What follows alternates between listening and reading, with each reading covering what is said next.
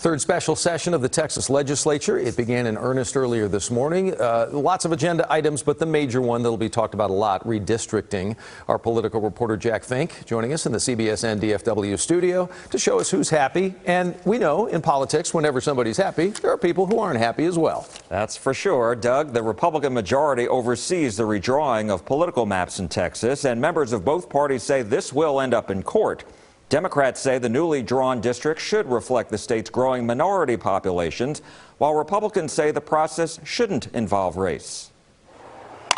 So the Secretary will call the roll. So far, the proposed state Senate map has been released, and one district under the microscope is Senate District 10 in Tarrant County, which currently leans Democratic. The current district on the left is entirely in Tarrant County, but under the newly drawn map on the right, District 10 would have a much smaller portion of Tarrant County and include all of Johnson and Parker counties, which are more Republican.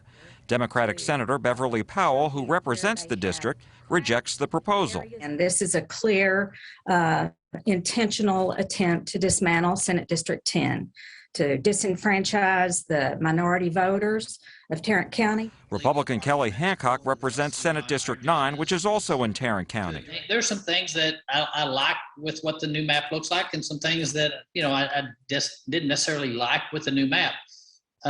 Nobody likes change, and yet we have to address the population growth. Lawmakers haven't released the proposed congressional map, but Texas will receive 2 new seats in Congress. Republicans and Democrats agree.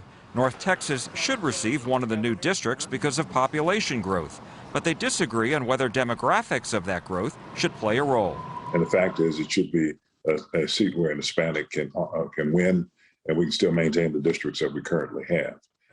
What I don't want to see happen is that the powers that be turn around and try to take both of the congressional seats. I think the mindset that says we set it up to serve a specific demographic is the wrong mindset. That's not at all what it's intended to do.